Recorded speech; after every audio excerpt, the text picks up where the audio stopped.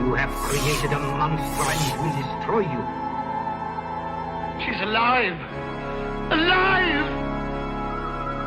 I am Dracula.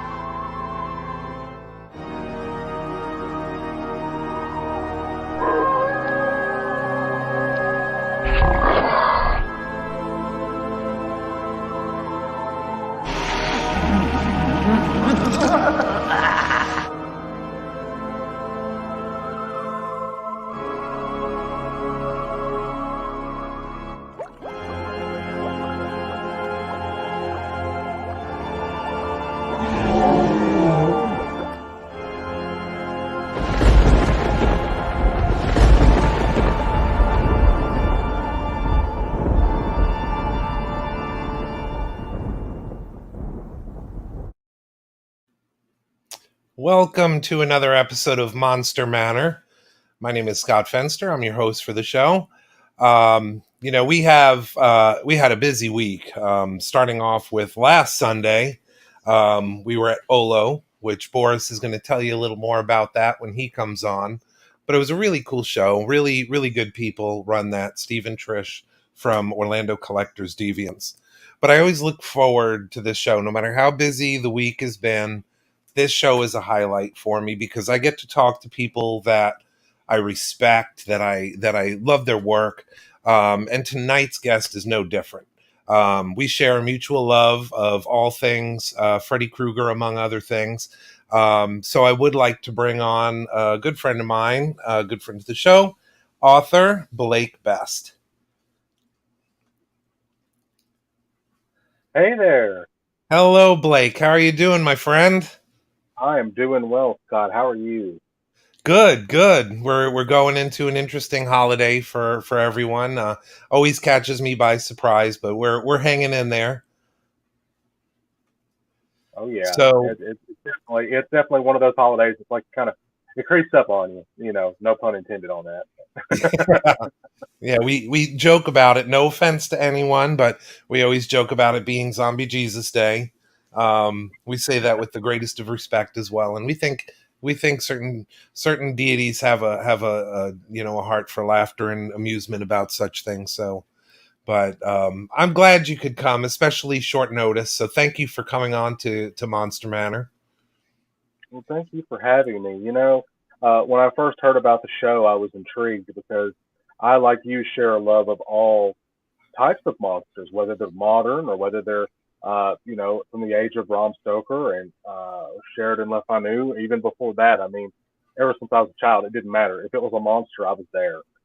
So I really appreciate what you're doing, and I've got to say, I'm a big fan of Face Off, and it's really, really an honor to be able to be a part of your show. And I've got to tell you, you do some incredible work, and I would definitely love to see some more of your awesome work. And I hope that you stay as successful as you are, and even I hope it gets so busy that you can't talk to me anymore. Well, I'm going to always try to make time for that because that's, like I said, that's my joy. That's kind of after a busy week, and things have been totally different because of the pandemic, obviously. And, even studios are pretty much stopping. A lot of our work was at theme parks at like Disney and Universal and stuff like that. And that dried up. So, I'm fortunate to have work, but it hasn't been in makeup. It's been in a lot of other things just to make things, go. But I'll always have time for Monster Manor. I think it's one of those things where we can set the day aside to talk monsters.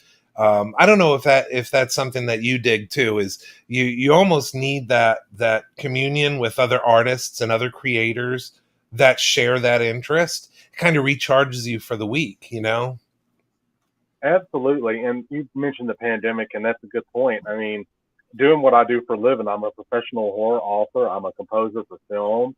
And right now, I'm lucky when I'm composing for film, work is steady. I don't have to be on set for that. Right. So I work from my own home studio and send in the work as necessary, and then they put it where it needs to go. And the same can be said for the books. But I have to say that fans love to see me in person. And when the pandemic struck last year and all of the conventions, the in-person conventions I had booked canceled, that really left like a hole, like I'm describing, a black hole in my in my day and in my career and what I do, because every year I see 10, 15,000 screaming Nightmare on Elm Street fans, fans of Razor's Edge, fans of Behind the Screen, fans of everything I've done. And when I can't go give them what it is they want, meeting them in person, telling them thank you and answering their questions, meeting them, shaking their hands, when I can't do that, I feel like I'm doing them a disservice, because without them, I wouldn't have the career that I have. So I've got to say thank you to everyone that stuck with me through this. I know it hasn't been easy for any of us, but my fans have always been supportive. They've always been here for me, and this pandemic has been no exception. So I got to say thank you to everyone out there for staying strong and still being part of Team Blake. It's awesome. I hear you, man. I hear you. So one of the things I always love to ask my guests is, young Blake, what got you in? Because how old are you, if you don't mind me asking? I'm 35. Okay, so you probably didn't see the first Nightmare on Elm Street in the theaters then, right? Correct. Okay, so what was that pivotal moment that you said, I love monsters and I got to do something with that love, whether it's writing or whatever? What was that moment for you? Well, that's a question I get asked a lot, and every time I answer it, it affects me the same way. I'm gonna be honest with you. Growing up, I was the product of an abused home, domestic abuse. My mother married a man who was addicted to many different things, and he didn't want a step kid around to give him trouble. So, I put up with that for so many years, and then one night, I turned on the TV when I wasn't supposed to, and happened upon, I believe it was Cinemax, and Nightmare on Elm Street was on there. I believe it was the second one, and watching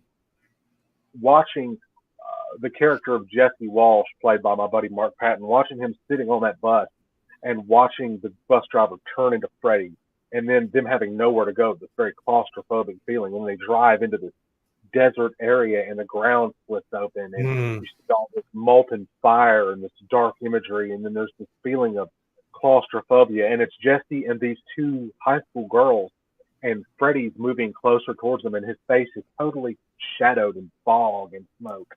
All you see are those blades, and you hear them, down the side of the bus walls, and I was hooked. And then, later on when I saw him pull open his scalp and reveal the brain underneath, I believe the line he says is, "You've got the body, I've got the brain," and then he proceeds to split his whole head open. That I was sold, and then at that point I was like, "There's got to be more of these. They can't have just made one." So then I found Nightmare on Elm Street Part 1, the original, and the building the glove scene. It's like when I was first introduced to Freddy, I saw him with the glove, but I always wondered, where did that come from? What was the idea behind the choice of that? And then to get to see him build it, and then him stab that cloth, and you hear that high-pitched scream, and then the opening credits, The Nightmare on Elm Street.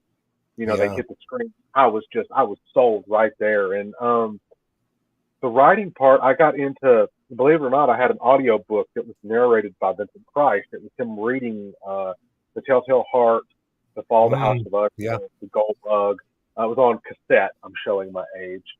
And I fell in love with that. And then Bean Koontz, R.L. Stein, I kind of just grabbed whatever I could. I had a fascination with serial killers as a child. Probably kind of an unhealthy passion, because I found out about a killer that what intrigued me was he was never caught. He terrorized London in 1888, and he killed women of the evening, and they never caught him, and they taunted them, yours and Jack the Ripper. Like, wow, somebody did this. Somebody really actually did this. They went out into the dark alleys of Whitechapel in London, and they took their own pleasures into their own hands, and they committed these horrible crimes. And it's like, to me, the gap between fictional monster, real life monster in that moment became one. The line was not as distinct as it had been before, if you know what I mean. So that's what got me started with the love of horror. And I had a teacher in fourth grade that sent a work of mine into something called the Writer's Showcase, and it got Hmm. published. I was 9. I had no idea she was going to do it. It was an informal essay on cryptozoology, specifically uh, the creature that lives in Loch Ness in Scotland that everyone calls Nessie. I had a fascination with cryptozoology as a child, and I wanted to write an informal essay about the Loch Ness monster because Hmm. I was intrigued by the idea that something from prehistoric times could have mastered evolution and managed to survive well into modern times. Yeah. And just that sort of just got me started on the writing part of it. So that's a very long-winded answer to your question. No, though, no, that's, I love the in-depth answers. That's the thing, is you're telling all of us, your viewers, more about you, and that's the cool thing. So take all the time you like. Um, Not to jump too far ahead, but you mentioned the Loch Ness Monster. Is that where the premise from Fathom came? That is a great question. You were very perceptive. I appreciate that. Yes, it is. Fathom was actually started when I was a child. The informal essay was the basis of what became Fathom. Now, I'm going to share with you a piece of information that a lot of people know, but I've started to reveal it in one-on-one situations. When you read Fathom, there's something that happens in Fathom. The character Jack Warner meets someone that tells him that they've seen the creature, that they were witness to something that it has done. That really happened. That Hmm. happened. And it was during the writer's showcase. An older lady approached me and said, "Young man, I really enjoyed your essay. I haven't been to Loch Ness, but I am a resident of British Columbia, which is in Canada." I said, "Yes, Hmm. ma'am." She said, "Are you aware of the monster that lives in Lake Okanagan?" I said, "Yes, ma'am. That one would be, it was named after the old dance. They call that creature Ogopogo." She said, "The very same. I've seen it." And then I Hmm. dropped everything I was doing. I said, "You saw it?" She said, "I did. I was out with my family in a boat. We were having a family get together, and all of a sudden, the water started foaming. It started churning. There was a great disturbance, and I thought for sure that the boat that my family and I were on was going to be tipped over, and we were going to be flung in the water with whatever caused that commotion." And I have to tell you, I got out of there as fast as I could, but that incident stayed with me for the rest of my life. And I wanted to tell you that I appreciate your enthusiasm, but make no mistake about it. These creatures are not something to be taken lightly. These are not stories. These are the real things. So be Hmm. careful. I hope that you get to go see them for yourself, but please keep that in mind.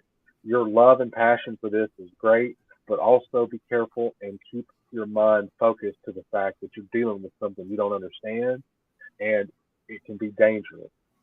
So Hmm. keep up your great work, and I'll talk to you again very soon. Thank you for writing such a great piece. I went on. I was called up to discuss the essay, and when I came back afterwards, she was gone. Her desk that she was sitting at was empty, and I never saw her again. So I don't know what happened to her. But that incident, I was 9. That was 1994. That changed my whole life as far as my perspective on cryptozoology. For anyone out there that's not aware, cryptozoology is the study of unknown animals or animals that are not supposed to exist but do. Animals that may have survived extinction, animals that may not even be considered legitimate animals. So Hmm. Mothman, Sasquatch, the Jersey Devil, the Mad Gasser. I mean, the list goes on and on. But Loch Ness Monster and Champ from Vermont, Lake Hmm. Champlain, those creatures are two of the cryptids that I was most fascinated with, especially the Loch Ness Monster, because that lake, here's the body of water. It's the largest body of water in the British Isles. It's 24 miles long, 1 mile wide, over 750 feet deep in places. And since the 6th century AD, people have seen something in that water that shouldn't be there. Hmm. That idea in and of itself, that whole sentence, I don't even have to say anymore. Something's living in Loch Ness and it shouldn't be. And it managed to evade capture. It's managed to evade 100% photographic proof. It's managed to evade 100% um, proof via video. All Hmm. you're going on is word of mouth, sightings people have, grainy black and white photos, grainy color photos, grainy video, and people swearing upon swearing on everything that they saw the Loch Ness Monster. So Yeah. the fact that this creature has managed to elude capture. I mean, P.T. Barnum even put up what was equivalent to 20,000 pounds in that day for the Loch Ness Monster to be caught, and it never was. So the fact that something that no one is ever really 100% sure exists, the fact that it's managed to stay in the public consciousness for thousands of years is just mind-boggling, and I couldn't not want to do something with that. Yeah. Well, I mean, like you said, a legend that old is based on something, and you figure if this thing, because it continues to be seen, and to me, it's like if something has lived that long, it's probably smart enough to evade viewers if it doesn't want to be seen. Absolutely. And while I don't believe the monster that lives in Loch Ness today is the same monster that they saw in the 30s, and I don't believe it's the same one that St. Columba saw in the 6th century, I believe that there's always, if nothing else, there's always been at least two, Yeah. a male and female, in order to create a progenitor, to go on and breed. So the fact that that has managed to stay in pop culture, in the public eye, it's managed to grab the attention of thousands and thousands of researchers, explorers, paranormal investigators, countless Discovery Channel specials, books, films, video games, cartoons, T-shirts, toys. It's as marketable as Nightmare on Elm Street. Honestly, I mean, it's when I see Freddy Krueger and then I see Nancy, it's like these are two sides of the same coin, different sides, same coin. So Yeah. Well, both are definitely legends, and I mean, the thing is that when it comes to cryptozoology, it's so interesting because it is the unknown. And I almost wonder in the next, 25 years, really, honestly, even more so than space in some ways, the deep is the next big mystery. We just haven't been able to explore like we should. I mean, we've gone into like the Mariana Trench and stuff like that, but barely touching the surface. So I wonder how the next 25 to 50 years is going to change as far as just our knowledge, that visit to the tree of knowledge of good and evil, that's going to fill us up, man. Absolutely. I mean, and to piggyback off of what you said with that, I'll give two examples, and then we can stay on that subject and move on to whatever it is you like. But perfect example, the coelacanth. There's fact right there. Coelacanth was discovered alive in the Indian Ocean in 1938. Fishermen caught it. It's a very long, spiny fish. They'd never seen a 6-foot long fish with spikes and razor sharp teeth like that before. They sent off the samples to the Smithsonian, and they're like, "Oh yeah, this is this particular fish, and how odd! This fish was supposed to have died out 70 million years ago, yet here we have specimens from a live fish." So that's the perfect example. If that fish can survive, then I think it's very possible that the Zeuglodon or the Chronosaurus or the plesiosaur, whatever it is that is swimming around in Loch Ness, exists. Because if that fish can exist, Nessie can exist. And to further that point, who would have thought in my lifetime or anyone else's lifetime that they'd ever be able to find the Titanic and make a trip to it? They did it. Yeah. So it's like we're waiting on technology to meet with the with the quest and thirst for knowledge we have. We've got half of it, but the other half that we need is the technology to meet us there. So we've got the will, the drive, the determination, and the enthusiasm. All we need is the technology. And I think within the next 25 to 30 years, we'll have it. So, it's something to look forward to. And, I'll be able to go back and say, hey, that old adage will come in. I wrote the book on that. Now everybody else is reading from the same book. How cool is that, So. It would be interesting to jump forward in time and see what things are like. I'm sure it's going to be beyond our wildest imaginations. But going back to what kind of started a lot of this was the Nightmare on Elm Street. And I think that, as you know, whether you're a writer or a special effects artist or a horror actor, that was the beginning of a lot of careers too. You know, I mean, thank God for Bob Shea at New Line taking a chance. Thank God for, you know, Robert Englund, you know, coming onto that project much less than he was actually making. But look at what he left for us. Man, you know. Incredible legacy that will stand the test of celluloid time. I mean, Nightmare on Elm Street, it is one of those films that evoked an emotion in everyone that watched it, whether they realized it at the time or not.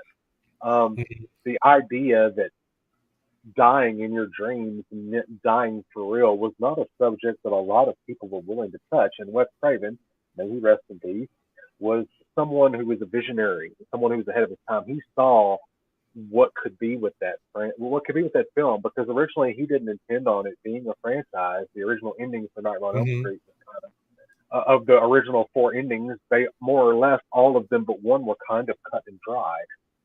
You know, as far as this being what was be considered a standalone film, but the fact that he created something like that and went through rejection and went through, oh, I'm never going to get this picture sold. Oh, I'm never going to get this made. And, you know, and then the brilliance of Bob Shea, seeing something special in it and basically risking his entire financial livelihood on Nightmare on Elm Street. He took a chance where many others wouldn't. And I'm sure those others are probably kicking themselves today, even still. Oh, yeah. At last count, Nightmare on Elm Street has made for New Line in excess of around $800 million. That is no small figure to balk at. That is a lot of money. It made New Line go from a art house distribution project company that was started out of the trunk of Bob Shea's car to a monolith, to one that owns, you know, we've got The Conjuring, we've got Lord of the Rings, we've got Harry Potter, I mean, we've got, you know, and then you know, the list goes on. Pigs, Turtles, and it goes all these mega properties. And then when Bob Shea sold the company in 2008 to Warner Brothers, then Warner Brothers had it. So then you have Batman, you've got the DC universe, and it's like all these incredible properties are all part of this. And New Line is quite literally what they always said, the house that Freddy built. So were it not for Freddy Krueger dragging those razor fingers down the pipes in the opening of Nightmare on Elm Street 4, I don't think New Line would have become the cinematic powerhouse that it was and still continues to be today. Yeah, absolutely. Absolutely. Well, I know the focus of your book, The Behind the Screams, that you co-wrote. You could tell just from what I've seen, and I haven't read the whole book. I haven't had the chance, but you can see that there was a love behind that book. There was so many details in the creation and the making of that book. Is there anything that stands out that you could share with us on that? Well, you know, Like your first I got favorite yeah, absolutely. I mean, there's a lot. You know, I don't want to spoil a lot of it for you because, you know, I know you haven't finished yet, but I mean, I could tell by the reaction that you've had to what you've read so far that it is hitting you the way that we wanted it to hit the fans. You know, you started out a fan of the original Nightmare on Elm Street, and of course, Behind the Screams. Behind the Screams focuses on Nightmare on Elm Street 4, with a little bit of 3 in there, but mostly 4. And by that point, I mean, Freddy was big business. You know, I mean, Freddy was bringing in millions of dollars to New Line every year, so they were like commissioning the go-ahead on sequels before scripts were even finished. And something that I find very, very interesting about this is my co-author, Mick Strawn, who worked on Nightmare 3, Nightmare 4, part of Nightmare 5, and then one season of the show, Freddy's Nightmares, you know, he did the production design, special effects, and it's like this, just getting to hear the stories from him and then getting to go and talk with, you know, Robert Englund and everybody that was involved with the film and seeing how it's impacted them and what it's done for them and their careers, and to see what fond memories they have of it. What strikes accord with me, and what resonates with me the most is the fact that this film kind of started out as sort of like for all else, for lack of a better term, a dumpster fire. Because it was like it suffered the same fate as the other earlier nightmares after part one. Sequels were commissioned, but you didn't have a director, or you didn't have a finished script, or you had an elaborate set of special effects sequences, and you didn't have a lot of dialogue. And something that stands out to me, especially on this one, is there was a writer's strike going on. The Writers Guild was on strike at the time the film was going That's into right. filming.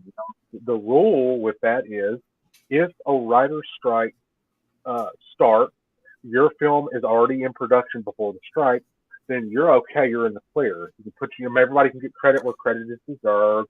You're not going to have any hitches or problems. But the problem with that is this film, Nightmare on Elm Street 4, didn't start shooting until the writer's strike was well underway, and the writers of the film, Jim and Ken Wheat, and of course Brian Helgeland, for the screenplay and everything, they didn't get to put their names on it. So it's like everybody was kind of working, under the radar here, and they still managed to overcome those obstacles, other obstacles and problems, and make a film that has, in my opinion, stood the test of time and has one of the all-time incredible final girls. I mean, Alice Johnson has fought Freddy 2 times and lived to tell the tale. And the same can't be said for Nancy Thompson, who ended up passing away after Nightmare 3, at the end of Nightmare 3. And then all these other characters were kind of just killed off unceremoniously. It's like you develop something, and that's something else about the film. These weren't just pass or filler characters. Rod Lane, Tina Gray, Glenn Lance, Jesse Walsh, and then going on to the Dream Warriors, all of them, to Alice, to Dan, Rick, Sheila, Debbie, all of them, Kincaid and Joey, you feel something for them. Like, part of you is in them. And when they get killed, you are absolutely devastated. You're like, I can't believe it. I feel like I know them. Like part of me exists within, and I just watched them be sacrificed to Freddy. But on the flip side of that, you can't hate Freddy because Freddy is such an incredible character. He is the anti-hero, for lack of a better word. You go to the film for your love of the character, the other characters, but you also go because you love Freddy and you want to see what kind of misery he's going to put all those other characters through. Right. And his brand of sarcasm, and now we kind of have our proof. He is one of those characters that you love to hate him, but you love Freddy for what he is. Jackie Earle Haley, he's a phenomenal actor. I could not wrap my head around him as Freddy. It was just a totally different spirit. It was a different time.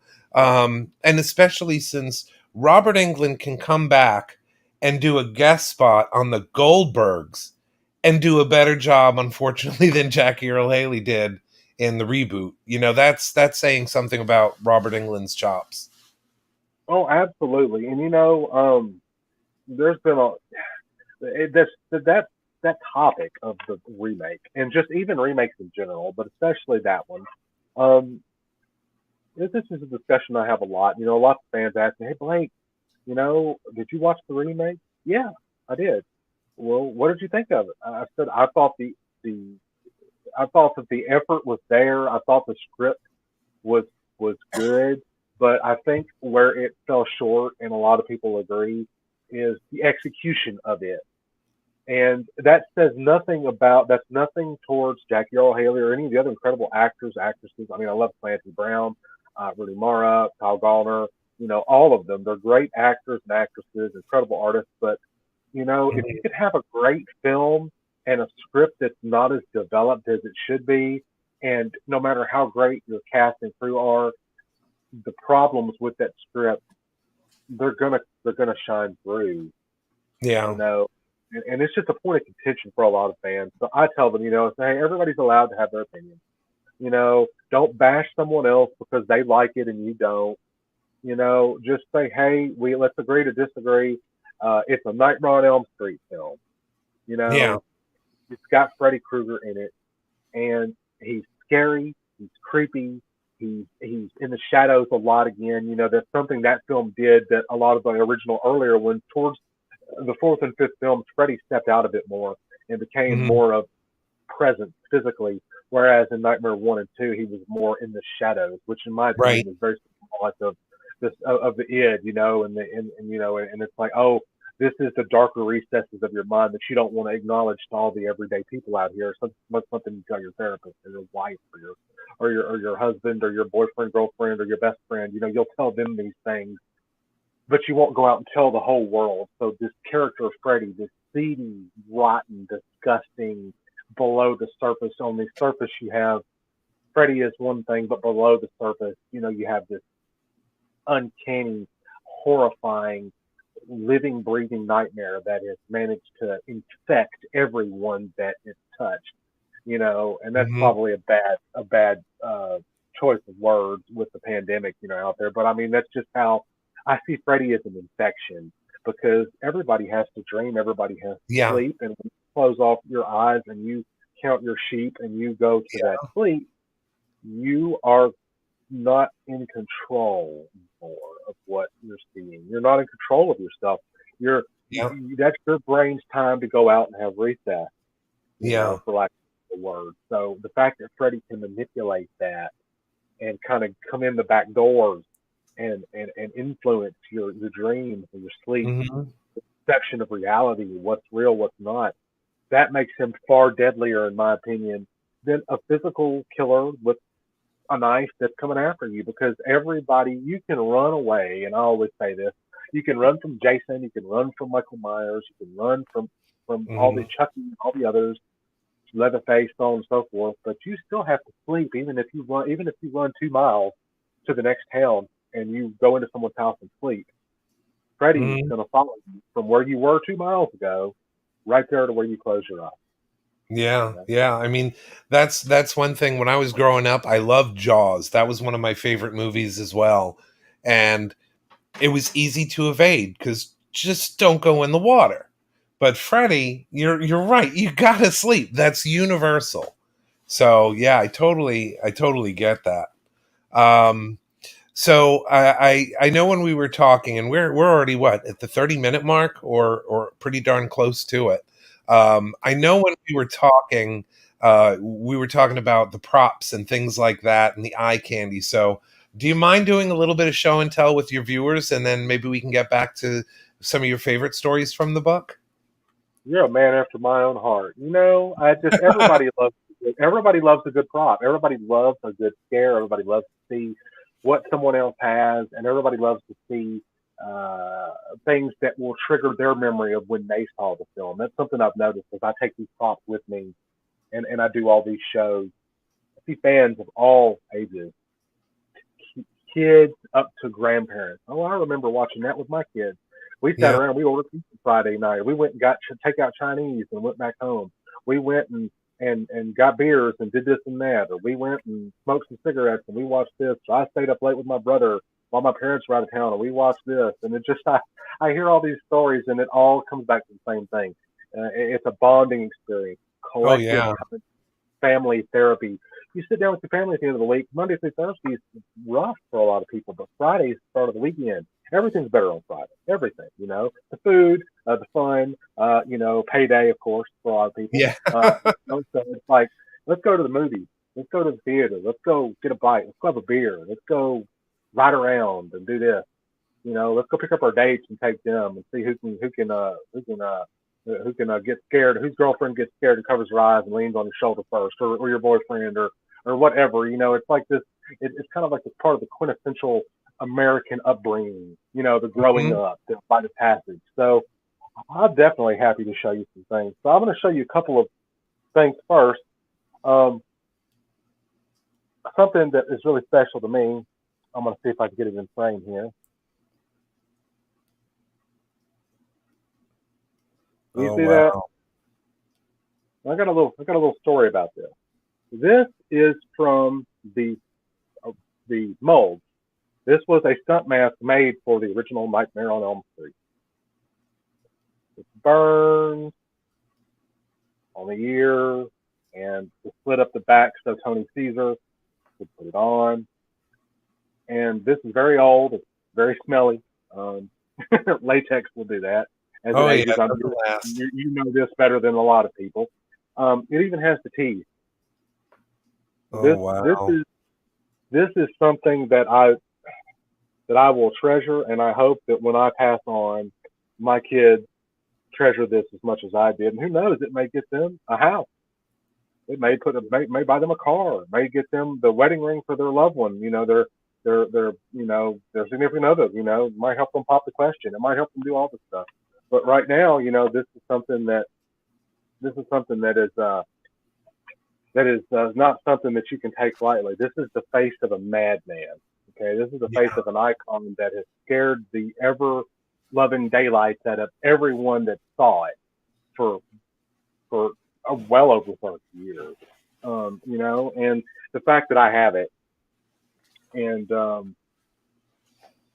fact that it was something designed for Stuntman to wear, the fact that it's aged and it's yellow, Hmm. you know, this is a piece of film history that I hold in my hands right here. You know, Oh the wow. fedora is mine, of course. The fedora is the secondhand thing that my lovely wife got because she's tired of seeing the other hat on Freddy. You know, she's very much a stylistic person.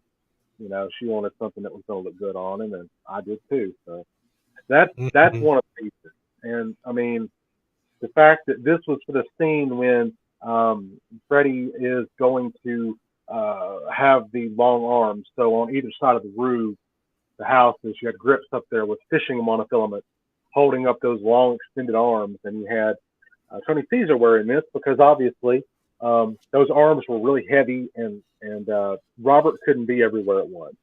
He had Right. to be on the other end of the alley doing the finger cut gag Tina. You know, so you kind of had to have somebody else that could do this, and Tony Caesar had just been a very busy man. At the same time he was filming this, he just came off of Ghostbusters, where he was playing the Stay Puft Marshmallow Man. He was the suit actor for that. So he got to be a marshmallow and he got to be Freddy Krueger. That's one heck of a pedigree there, you know. Oh my gosh. Yeah. I mean, if that were my IMDb, I'd be happy with that. Yeah, and when I go to these shows and I show this stuff to people, they're like, "I can't believe you own a piece of the film. That's a piece of history." I said, "You don't know the half of it, okay? Imagine Yeah. being on my end, you know, and seeing it, you know, seeing what it's like on my end." You know. I got a couple other things. Now, this is more sort of centric to Nightmare on Elm Street Part 4. This is probably exactly what you think it is. This is a screen used shooting script. It came from Bill Forsh, who was one of the principal special effects artists on Right. Nightmare on Elm Street 4. This was his personal shooting script when he worked for Steve Johnson's X Effects. Steve and I talked about this a lot. And of course, I interviewed a large amount of the special effects artists for the book behind the screen. So I kind of got some really cool stuff here. Now, on this side, I don't know how well you can see it. That is actually the chain link from the set where Freddy says, "How sweet, fresh meat." Yeah. You know, this is a full length, 3.5 foot chain link right from the set. And then probably the paste de resistance, the cream of the crop for me. This little swatch right here is the last surviving piece of Robert's Freddy Krueger sweater from the end sequence when the souls of all his victims burst from his body and begin to tear him apart from the inside out. Oh yeah. That's the last Oh, surviving piece. And Bill Force sent all of these items to me. He managed to salvage the Freddy Krueger sweater piece. He was on set picking up pieces, and Howard Berger happened to walk by. Howard was the one in charge doing a majority of Robert's makeup. He said, "Bill, what are you mhm. doing?" I said, "I'm picking this up. You know, I'm going to save it." He said, "Why are you saving that?" He said, "You know, I have a feeling one day this is going to mean something.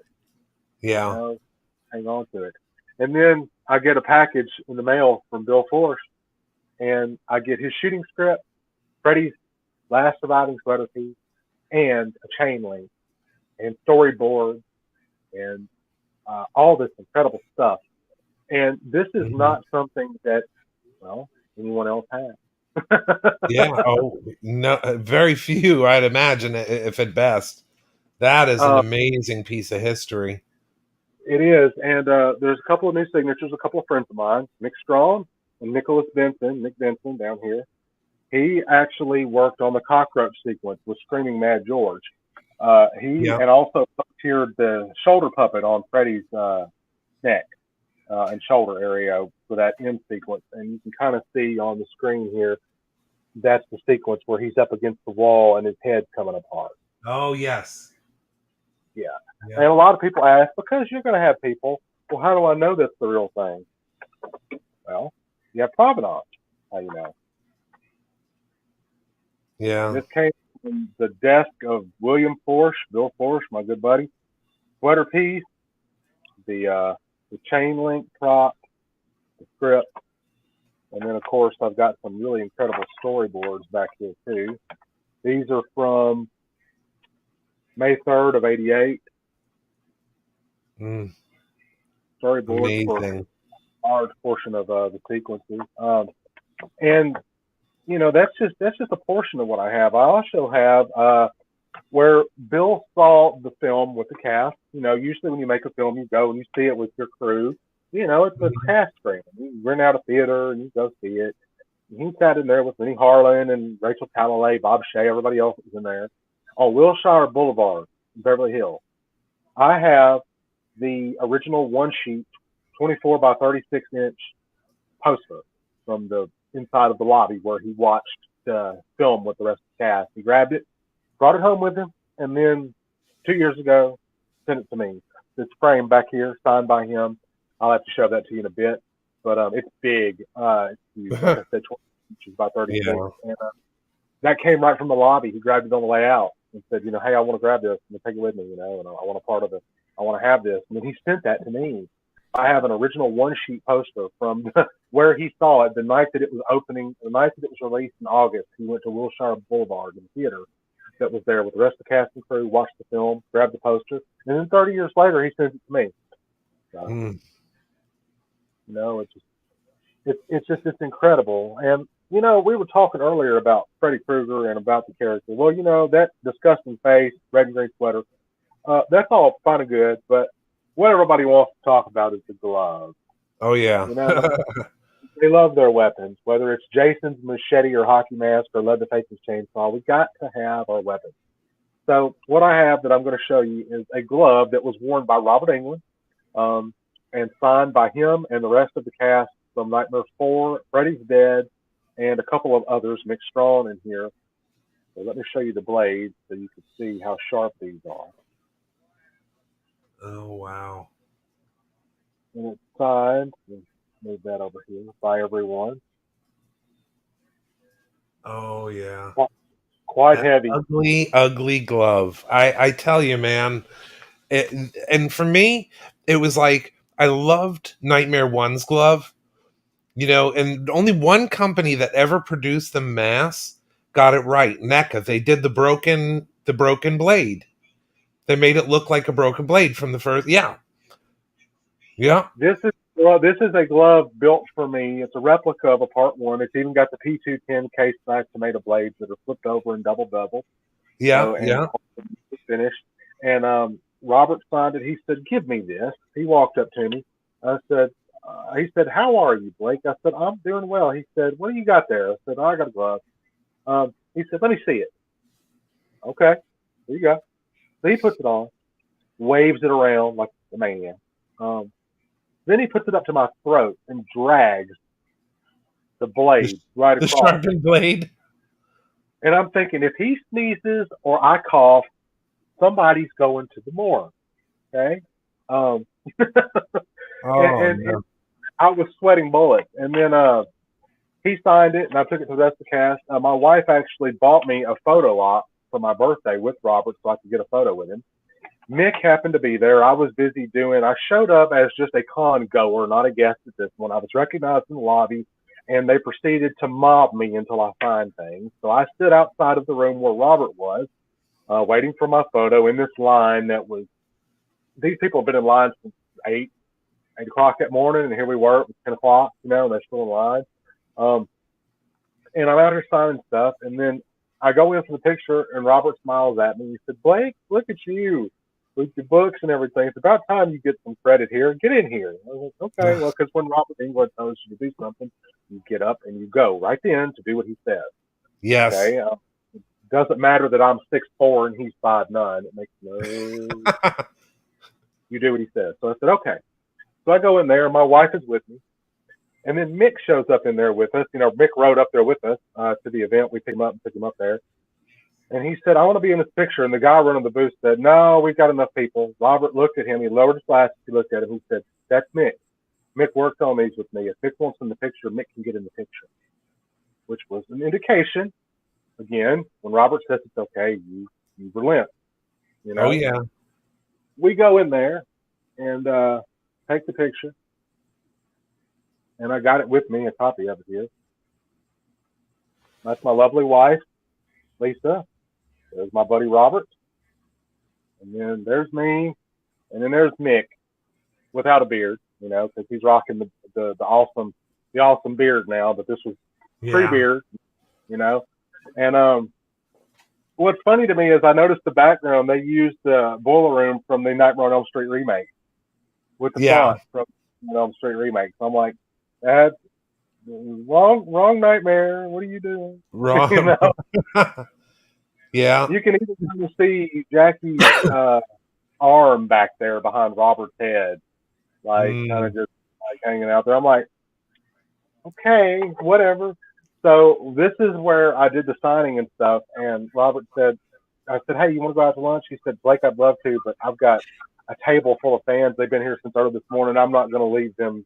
I want to go take care of them, make sure that they get a chance to talk and you know, get their things signed. That's something else about Robert. I've known him since 1996, and even then, he was the sweetest, most genuine, loving, and appreciative person I've ever met. And he would not like him. So I said, we'll rain check it. He says, matter of fact, let's go have a drink too. It's like, so I get to go have a burger with Freddy and a drink with Freddy. Okay.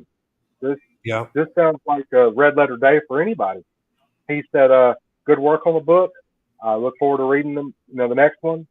Take care. I'll see you later. Stop by and say bye before you leave. Don't be a stranger. And next time I'm in town, we'll get together.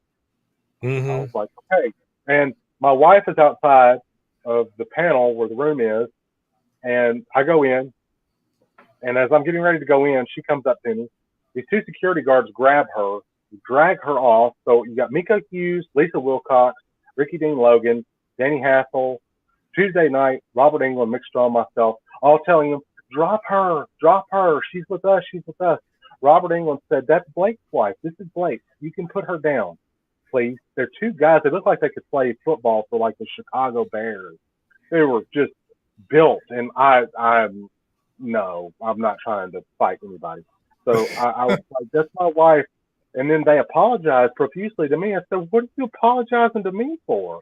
You didn't grab me. You grabbed her. Say sorry to her. Yeah. We're sorry, Mrs. Best. We're so sorry. She laughed it off. I went into the panel. I came out. She's sitting there studying for an exam. She's in college at the time, you know, going back to school to get her degree. And she's sitting there with somebody talking about her work. And I go over to them, and he gets up and goes in. I said, Lisa, what do you do? Do you know who you were talking to? She said, I didn't look up. I just started talking to him. She asked what I was studying. I said, you don't know who that was? She said, look at him. I said, you were just having a discussion with Edward James Olmos. He's next in the room. He's talking about art and history with him. I said, honey, he won he was in Selena. He won, like, he's an Oscar-winning actor here. She said, Blade Runner. I was busy studying. I didn't even look up. He just seemed nice and wanted to talk while I was studying. I said, wow. I put my hand over my mouth. Like, okay, this has been a day for the books right here, because I was up there fanboying myself at him. Here I am, a well-known writer, going to all these cons, getting 4 or 5 hour lines at my table, and I'm over here like a school kid. Oh, Mr. Olmos, I'm trying to go in there and see his panel, and I'm like, I can't believe my wife just had a conversation with Adama. That is the way it always is. we were in Kentucky at Scarefest when that happened. Yeah. So, I couldn't believe it. My wife had a similar experience with, who was it? The Undertaker? Or yeah, about What? they got into a fight when she was much younger over music, I believe. It happened. She didn't even But know who it was at the time. but Gee. it's really amazing. Like I said, what I get to do and who I get to know and all this stuff. And it's like, so when I go to these shows, I bring these props with me because what better way to start a conversation? You know, a lot of people are kind of Yeah. shy and they don't. You know, I had a fan come up to me the year before last. He drove 120 miles. I said, Hmm. wow, what? He said, the only thing I'd like is, can I come behind the table and take a picture with you behind the table in front of all the stuff? I said, of course. Get back here. Yes. And he was so nervous. And I was like, hey, man, you know, I'm just like you. He said, no, man, you're not. I said, yes, I am. You know what I was doing when I was your age? I was sitting here watching these movies. If you would have told me then that I would be here now doing what I do, I would have said you're a lunatic. There's no way. Hmm. There's no way. I'm not going to be writing books on Freddy Krueger. I'm not going to be Elm Street's last brat. I'm not going to be Yeah. this, that, and the other. I'm not going to be dubbed a Freddy Krueger expert. I said, this is all. There's just no way. I mean, it's nice of you to say, but no, it's not going to be that way. He said, well, do you have any advice for? You know, I'm a writer type, and I want to do this kind of stuff. I told him, I said, never relent. Do what you do. Do it your way. Don't bow to the pressures of what somebody else tells you to do. If it feels like it's wrong for your characters and you, then it is. Don't do Hmm. it. Stand your ground. Be firm. You know, and you know, he said, well, I was reading a lot about your biography. You know, you were abused a lot as a kid, and there was some horrible things. I said, yes, there were. There were some awful things, but you know what? As bad as those things were, the piece of advice I can give you outside of what I've just given you is, don't let your past define your future. Okay? Thank you. Because everybody comes from something.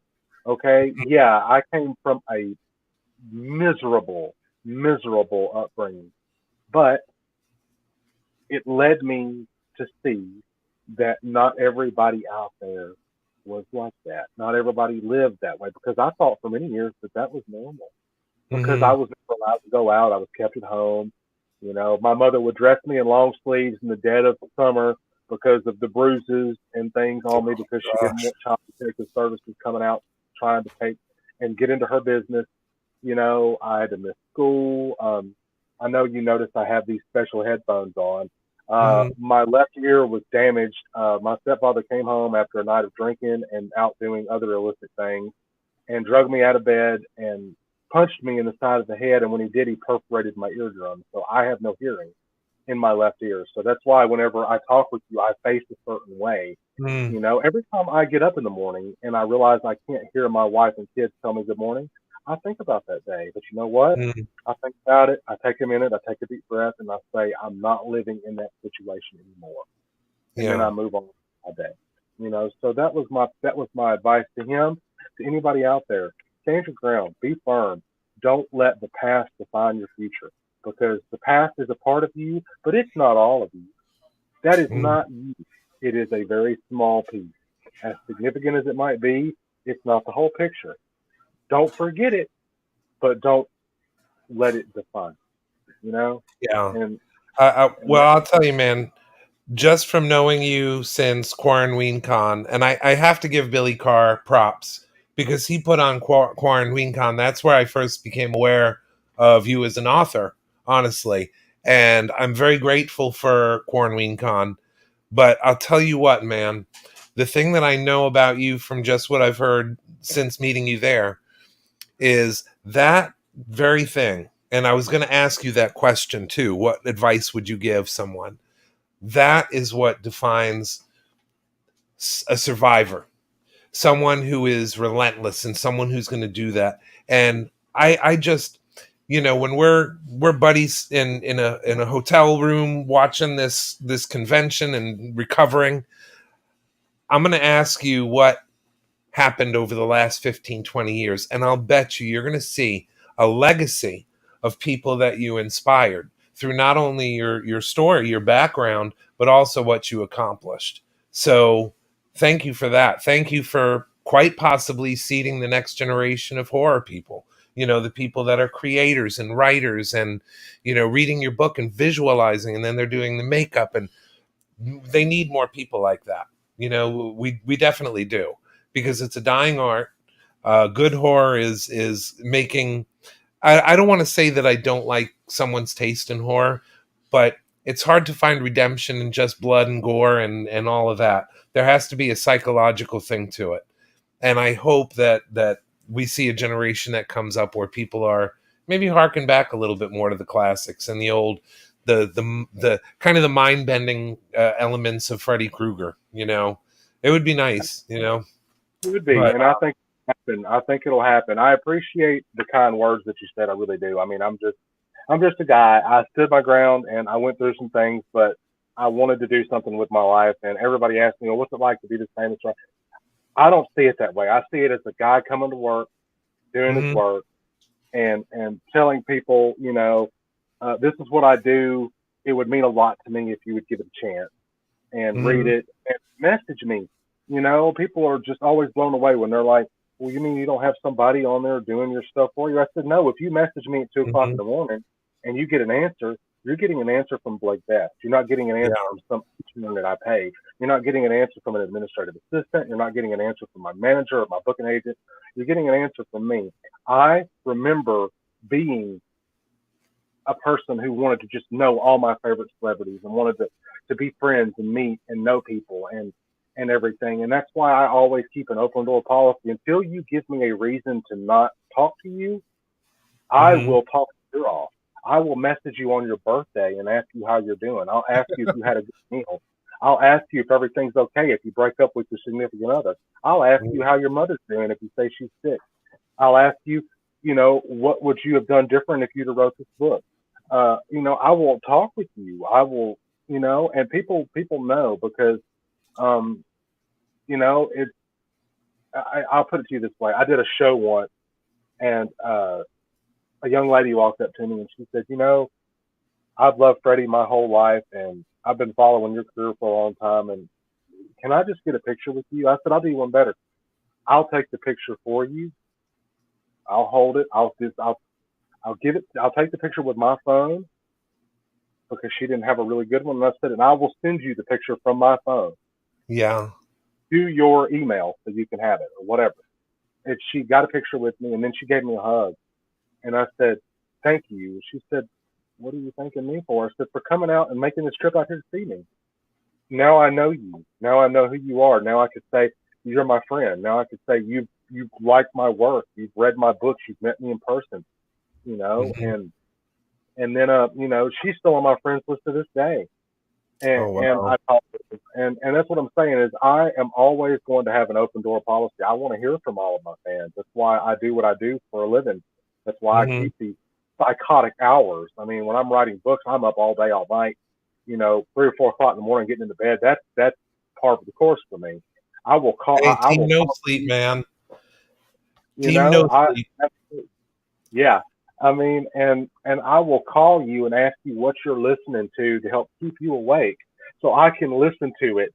I'll call you on Messenger so I can listen to it while I'm working so that I can keep myself awake an hour or two longer so I can get this chapter finished.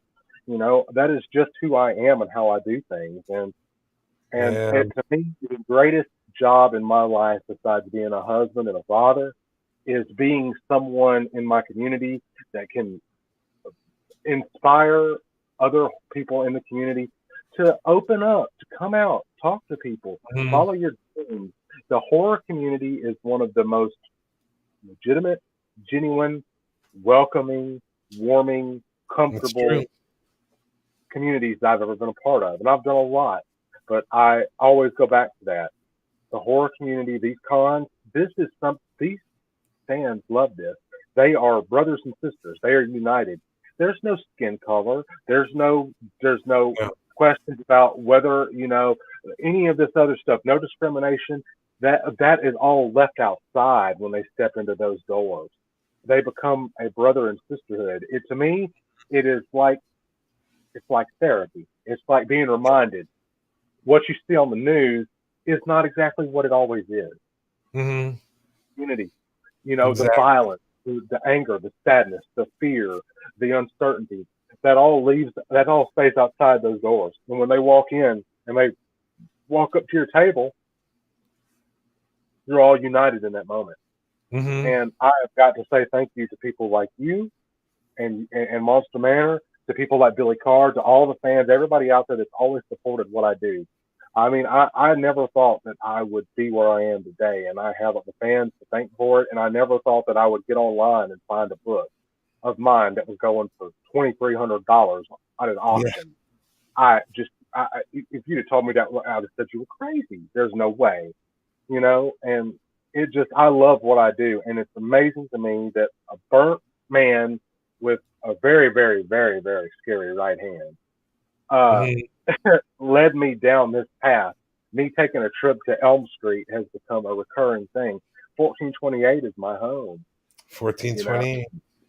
and, Yeah. and that's what I'm saying. What better place is there to be than 1428 Elm Street? You know what I mean? Yeah. And Yeah. it's wonderful. And I'm helping other people in the business, creators. I started endorsing a glove builder, Josh Clark from Flaming Creations. He builds my gloves now that I take to my shows, and he is one Mm. of the best. He built a Part 4 glove, and I bought it from him. And he didn't know who I was at the time, but I was intent on taking his gloves and showing them off at all of my shows. And that's what I do. I keep them front and center at my table, and this is one of his incredible pieces right here. Mm. That's a Part 4, and I mean, that sound is unmistakable. Yeah. The No, that's level of a piece. the detail, I mean, the solder spill. He is one of the best artists I've ever known, and he's my friend. I made a friend out of all this. So Wow. I take his gloves with me, and I leave his business cards at my table. And I encourage everyone that stops by, if you're a fan of Freddy Krueger and you want an amazing glove, to go hit up Flaming Creations. I mean, I keep their business cards with me everywhere. And I had to give him a little bit of a shout out because he is incredible. And I told him, I Yeah. said, you know what, I'm gonna do one better. I'm gonna endorse you on my website. I'm gonna take your gloves with me everywhere I go. And he built a Part 5 glove for me too. Yeah. Different color spills and everything, and some killer blades. And The heavy duty. oh yeah, Yeah. yeah. I mean, and that's what I'm saying. He's an incredible artist, so I'm all about supporting people in this field that do what they do. I told him, I said, I hope you get so successful that you can't talk to me anymore. Yeah. That you got to schedule an appointment to talk to me. Yeah. I said, I wish you nothing but the best because I believe in what you do, and this is what I'm all about. I mean, when I published Razor's Edge in 2016, that was my first full-length published book, an origin story on Freddy Krueger. I had Mm-hmm. no idea that in October of that year that I was going to get inducted into the Hall of Fame with I was the going to Los ask you about that too. Angeles. I sat down to the table. This gentleman came up to me. He said, "Are you Blake?" I said, "Yes, sir. How can I help you?" He said, "I got to tell you, I'm a big fan of your work." I said, "That's really nice of you to say, but I feel embarrassed." He said, "Why is that?" I said, "I don't know who you are." He said, "Well, can I stick around a minute?" I said, "You're welcome to. Yeah, have a seat." I'm signing. He's letting me network with the fans, and I've been in line for, I've been sitting there at the table for about an hour. Mm-hmm. And he sits down, and in between people, he says, "Well, I've been reading your book, and I have to tell you that I think it's high time that somebody told the story the way you told it. Your book could make one amazing movie, and I have to tell you that I know horror." And I said, "I believe you do, and I appreciate all the kind of words, but I'd really still like to know your name and find out more about you." He said, "Oh, I sorry, I just got so excited about your book, I didn't get a chance to tell you who I am. My name's Ron." I said, "Ron, I'm Blake. It's nice to meet you. You want to sit down and do an interview or anything like that, you're welcome to stay. Whatever you'd like to do, I'll take some time for you." He said, "No, you're a busy man, but I want to tell you I'll see you later. And I want to say thank you." And then he walked away from the table, and I was like, "Okay, that was interesting. Cool. Frank, this is a fan. Mm-hmm. So I go up to get presented with this, and then there next to me, they say, now we're going to introduce another inductee. This is the heir to the Cheney estate. Oh, it was Ron Chaney? It was. Oh, man. That's awesome. He came up and he said, good to see you again, Blake. I said, you're Ron Chaney? As in, Chaney family Chaney? He said, yes, I'm the great-great-grandson of Lon Chaney. I said, wow. I said, you have no idea. I grew up watching your father's stuff. And I mean, I love that. He said, I believe it. He said, I'll tell you something else. I think you wrote an amazing book. And, you know, are you going to be at the after party? I'd love to have a drink. Yeah, okay, cool. Yeah, I'll be at the after party. So I go to the after party. And he's on the deck celebrating. And I have a drink with me. And I asked him, I said, would you care if I kind of geek out a little bit and ask you something? He said, no. What do you want to ask me? I said, you know, you had all these great things to say about me and, you know, about my books and stuff, but I have one favor. He said, name it. I said, can I take a picture with you? He laughed at me and he said, yes, take a picture with me. And I put the picture on Facebook and he laughed about it. And I was like, I never in my life did I ever think that I was going to be doing this and get inducted, you know. And then come to find out the induction was for contributions to the Nightmare on Elm Street mythology.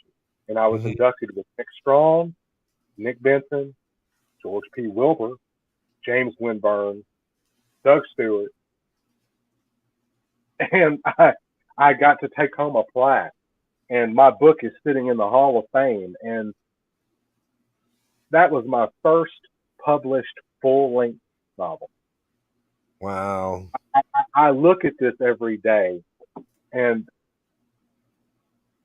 I can't believe that it happened, you know? And that's why I tell everybody, don't let your past define the future. Because things like this happen. And they happen to people that really work hard and deserve it, and people who stand their ground, and people who don't forget where they came from, but don't let that influence the person they become. Wow. And you know, 2016, that was my debut year, you know, and then I can't find a copy of this book anywhere anymore. Yeah. For my own collection, you know, I mean, a while back I saw somebody had a copy that they were putting up on auction on eBay and it was going for $60. I thought about it, but then I thought shipping sometimes from overseas to the United States, it may never even make it to me. So I passed it by, but you know, I'll always have this. I may not have a copy of Razor's Edge and The Within because I published them together in the same binding. I may not have a copy of the book, but I've got this, you know. Well, we'll all keep an eye out. We're charging our other monster kids watching Monster Manor now. We got to keep an eye out for this for Blake Best too. Well, I appreciate that very much. And I got to tell you, Scott, it's been amazing being a part of your show. I mean, I love what you do, and I have to tell you, some of the biggest things in my life were people that I met and became friends with that were special effects. Nick Benson, Bill Morse, Mick Strawn, Steve Johnson, you know, yourself.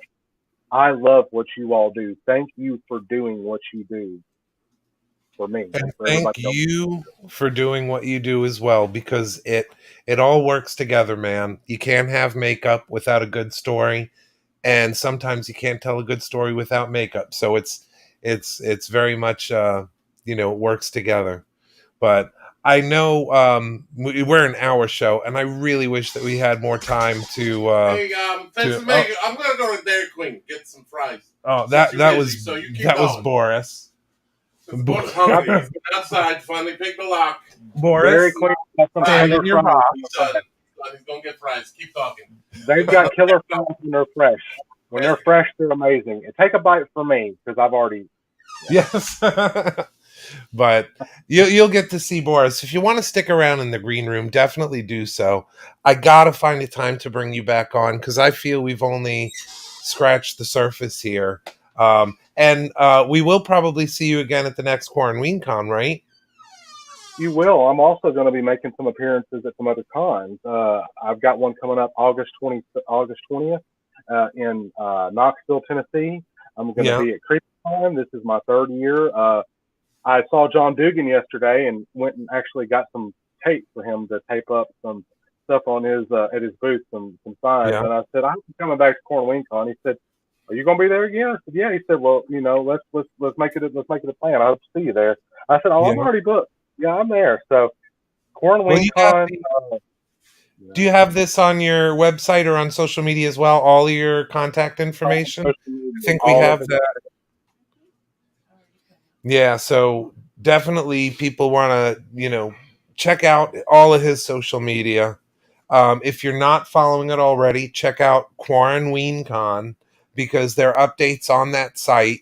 The gentleman that runs that really goes above and beyond. I can't say enough about him. So, again, Blake, it's been so nice to have you on and to chat with you. I wish we had more time, but what a great guy. Thank you very much for coming on and sharing some of your insight. That's very kind of you to say. Thank you for having me. And again, if you get a chance, come see me at CreepyCon in August at Knoxville, and then come check me out at CornWingCon. And anytime you want to have me on, Scott, I will set aside all the time in the world for you. You tell me when, and I'll be there, my friend. I will definitely keep you on that, man. But it was very nice having you on. And again, anything you want to add after the fact, any pictures you want to add, please feel free to jump in the comments and drop them for our viewers, because I'm sure they would love to see some of that stuff too. I know I would. So Well, absolutely. I've got a lot of, but thank you again for featuring my books, Behind the Screams, the one I wrote with Mick Strawn, and also talking about Fathom and the Loch Ness Monster. And remember, everybody, 1428 is the place to be. I'll see you all at CreepyCon. I'll see you all at CornWingCon, and I'll see you around wherever you are. I'll be there. So take care, everybody. Thank you so much, Scott. Thank you to Monster Manor. Thank you to Boris. Enjoy those fries. And thank you to the crew. Thank you so much, very much. Oh, you're so welcome, Blake. Thank you. And I will be introducing Boris now. But wait, there's more. Well, tell everybody what the mug you sucking on, the liquid out of before you introduce the Boris. So Boris don't got to do that spot too. And waste time on his shtick. So what you got there in your hand? This is our new one of our many new official Monster Manor mugs. We have you put it several close different enough to the camera. Why don't you put it in? I'm going to put it behind the camera. There you go. No, as you can see there, they're two-sided. So they've got the Monster Manor logo on one side, and then on the other side, they have one of the photos that you saw in our opening crawl. So in our opening title. So there's the Frankenstein. We have the Bride of Frankenstein featured on there. We have Dracula. The Scott. No, there we go. The Gill Man. And then one of my favorites right now is this is actually almost like a 3-panel wide one, but it's the X-ray from Son of Frankenstein. But of course, he's seeing Monster Manor in the monster. So that's cool. We are going to do more. I guess it's appropriate that we say that the next one that we do is going to be the Freddy Krueger on the other side of this. So that'll be in the second series that we do as well. And we've got a lot more coming back from that. So there, you don't have to do that spot. That's nice. So you should do producer lady one with the shoe on it. Yeah, the producer lady will have a shoe on her as a chancla, the mighty chancla.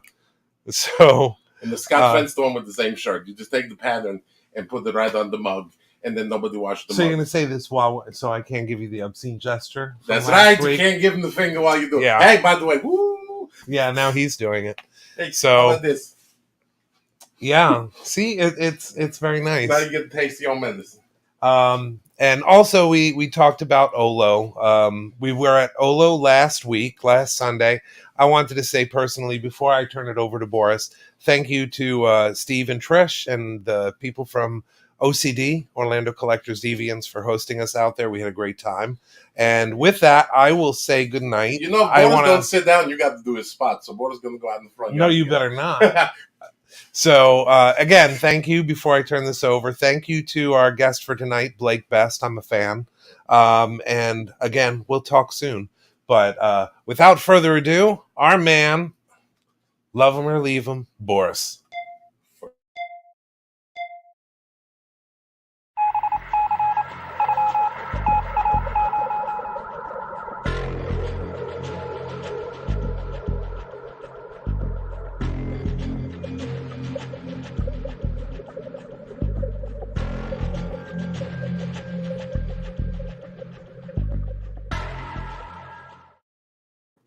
Hey everybody, it's Boris. Yeah, he was at Olo last week, and he wants to thank nice Steve Trish for inviting them to Olo, and thank you for the nice 6-foot table and the 3 chairs he get to take home.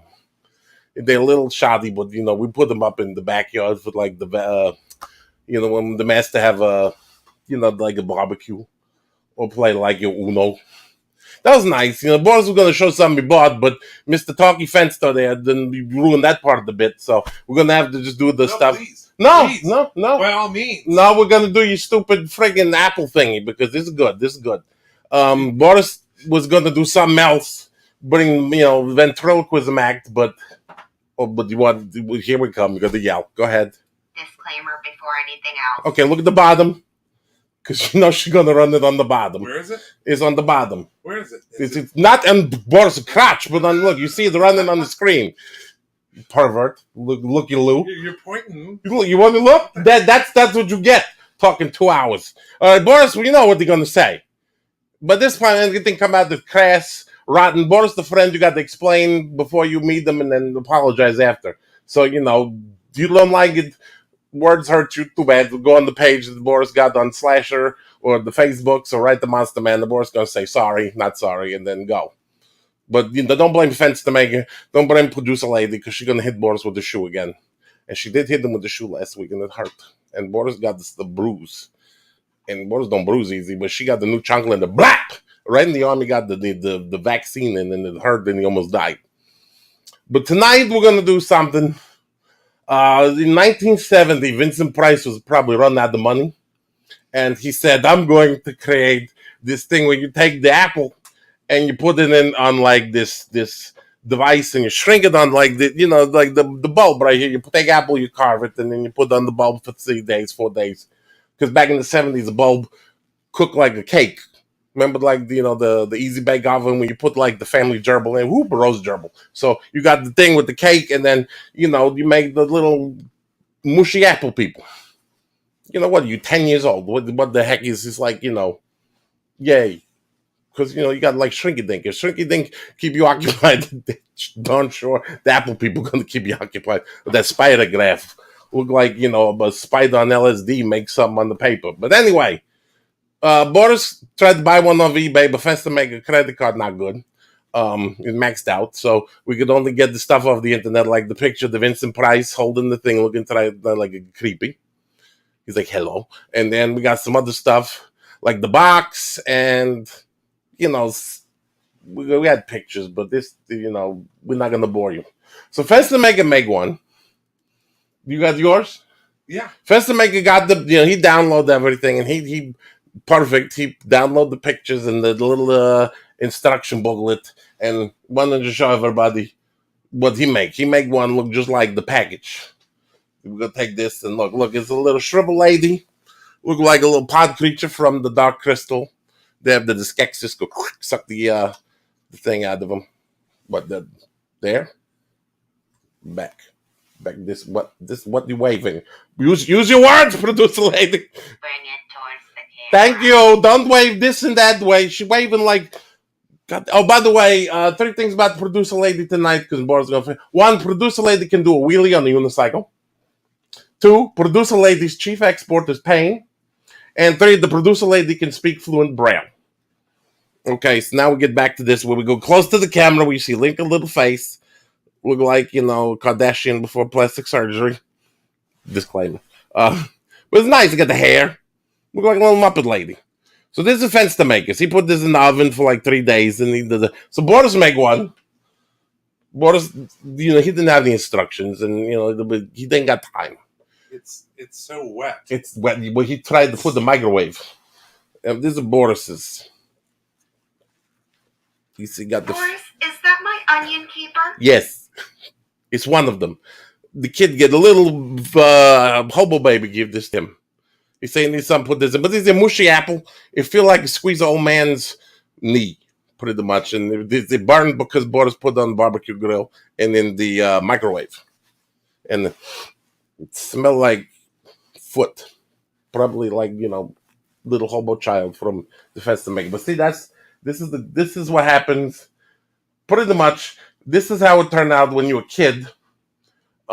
See, fence to make it what the commercial looked like. This is probably what every kid in the household looked like when the Megan go realize they just wasted mom's apple in about 2 hours worth of time. So it wasn't bad, better than it wasn't great. I mean, the Monster make it better with the muck. Because at least you don't like they break it, but this, boy's gonna throw it on the floor, go bleh. Dr. Peggy's Penzu Boris talked to Dr. Peggy tonight, and she said she got Easter special tomorrow. Kids get in free, and she's going to hide the Easter egg, alligator eggs in the mouth of all alligators. Kids pick their own alligator egg out the alligator mouth, and if they survive, they get to take it home and grow alligator. 2 for 1. Murray's House of Shovels.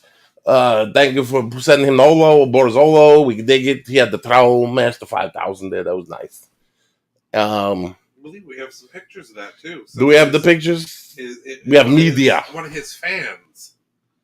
What the fan? Oh, yeah, Boris signed 2 autographs. You actually had a fan. One was Trish Steve.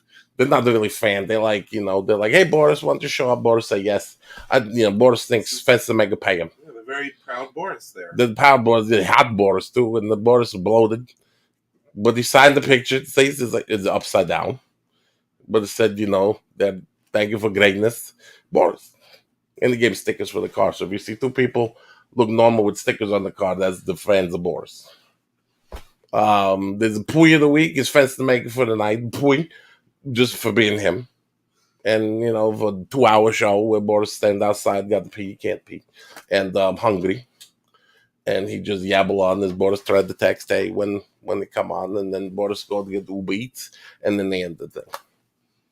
So, Pui. Well, as a reverse Coloring contest. Oh yeah, the coloring contest. We're gonna get to that. We got to do the Pui first. Now you're on the producer late now on the Pui of the week. Forgetting all apathy. She gonna beat you. Fine. Put up the stupid thing with says the technical difficulties and what else we got with the piece. You're beginning to like getting beaten, I think. Boris said once the head injury, ever there's a peace wand on you, like you get the endorphins when you get concussion, you're like, yay. Before you lose senses, you definitely want to talk about with all the new guests that they have listed on the site. They can check out the new guests that are there. Well, you gonna let Boris do that, Your Highness, Miss? If you'd like. Okay, the Boris got to do this too, because somebody lazy only want to talk to the guests, and then Boris get heaped on at the end. PhantasmOrlando.net. You go see the website. There's new guests, maybe. Boris, haven't checked out the website yet. He kind of looking at the Smurf Fight Club this week. That's the new, website, Smurf Fight Club, but he can't tell you about it because first rule of Smurf Fight Club is you don't really talk about it, but he's not really talking about it because nobody paid attention anyway. It's an hour and 20 minutes into this. Everybody already signed off. Go watch something else anyway. Okay, so we got the color contest. Remember, you forgot, and she didn't win. She placed like 3rd. That was nice. We're going to show them. Tammy Yammy's placed 3rd because, it was a nice picture, but she over 25. She's 26. So, like, adult was nice. She won first prize in the adult, so she don't get no Pui this week. Maybe we give her the apple thing. Tammy Yammy, you win the mushy apple from Boris for your thing on You Do Good. You make the Boris look nice. You got the show? You got the shot? You put it up? Okay. And then the 2nd place, that's look like the Joker. You're not sure if it's Cesar Romero. Hopefully Cesar Romero, but if it's not, we'll take the Heath Ledger. But not the Pui what's his nuts from Harley Quinn, that one, that new one, that point. Anyway, it was what you took the name down. The Hitachi, Zatari, whatever your name is, kid, you did good. Carl Stout had the best as a kid, and that kid do really good for Boris.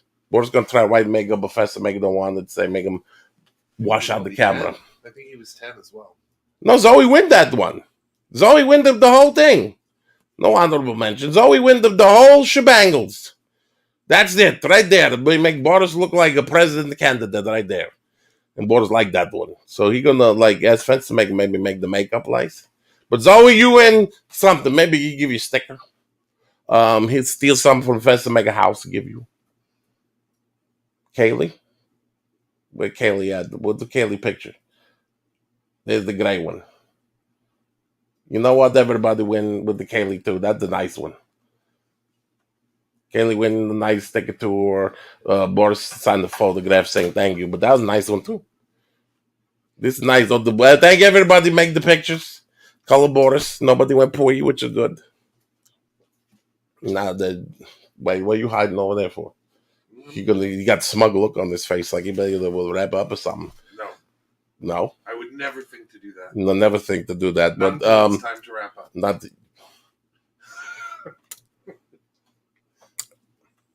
Okay. Let's. Boris got to go outside after this. How about driving with three wheels on the car? I'll buy fries. No, Boris already has the Uber, not the Uber Eats or the what's that other one? The Dine and Dash or whatever that thing is. Instacart something. There's somebody. Dining Crash. Yeah. Driving Heave. Either one. There's some guy named Heimlich gonna come drop fries off from the Dairy Queen. Hopefully they're curly fries. Because Boris like curly fries. They're like little curlies, and they pretend you the worms. But we were talking about Phantasm, Orlando.net. Go there. Boris did a couple spots for the hotel. Rosa and Shingle Creek, you got to stay there. You have to, pretty much. It's required. If you want to be a cool kid, you stay at Rosa and Shingle Creek. And we're gonna have Andrew. What's his name? The man who run. You're gonna throw the whole thing. The Phantasm. You're gonna come on the show. What? Anthony Greco. Anthony Greco. You let him flounder with Andrew. Anthony Greco gonna come on in a couple weeks and say, "Hey, come a Phantasm." And we also have Phantasmagoria. They're going to be a guest on our show, and then they're also going to be at Phantasm as they're doing. Because they added a burlesque show on Phantasm, and they added Phantasmagoria, so they're going to be on the show at Phantasm. So we got the Phantasmagoria. What they do? Oh my gosh, you don't know? Boris, he's got this. What is Smart Fight Club right now? You're not watching. Okay, that's going to be your homework after the show. Stick around. Boris still got homework from second show. Well, there was John Agar stuff you got to watch. I will. Oh, by the way, John Agar Jr. If you're watching New Academic God, he watched Shwar Yellow Ribbon this week, and Boris watched For the Patchy, and your dad's still awesome. Yeah, but I will show you. If Phantasmagoria can do as good as John Agar Jr. in For the Patchy with John Wayne, he liked them. They are like our version of Cirque du Soleil. Multi-acts, music. Well, like that foreign stuff, like the Mamashans? No, they don't speak nothing, and they do like the acrobatics and stuff? I'll show you. And for the fans out there, if they go to their Facebook page, go to Phantasmagoria Facebook, they'll get to see what they're all about. You go to see Boris don't know. They're our kind of performance artists. With our kind, like what? Like our kind, or like we like them? No, we like them. Okay, we like them. Apparently, they're good. They're good. And they'll be on. Fans to make it like you, so Boris got to like you. It's kind of the contract. And John Agar III loves Boris. It's a love. Okay, we can end the show now. That's it. Boris is going to go walk in front of a bus. Because John Agar love Boris. See? Boris is going to work for John Agar. No, you cannot get any better. Unless, that John Agar call up Daniel Roebuck and they both love Boris, then Boris is going to pretty much head a caddy in front of everybody just so you don't have to live anymore because that's love. Because producer lady throw a shoe and the magic of John Agar love for Boris is going to stop the shoe. because his dad will come down from Iwo Jima and push the shoe away. Yeah. And the man fought the tarantula. You got to respect the guy whose dad fought the huge tarantula. That's true. And Indians in the same year. Well, tell him who we got coming up next on the show. That was Andrew Greco. Andrew Greco. Didn't we just cover that? Yeah, Okay, 2 so weeks, 2 weeks. in 2 weeks, Andrew Greco come on, because next week we got nobody. It's a blank week, yep. So Border's going to go with the master. We're going to go to the pickleball tournament, and then we're going to go to Jiggle Hut. Because the master wanted to go to Jiggle Hut since he got this COVID. Okay, now you're going to get the wrap up. Ain't no wrap up. You been to Jiggle Hut too. No, we're not. Yeah, oh yeah, he was so fancy to make it the Jiggle Hut. He had.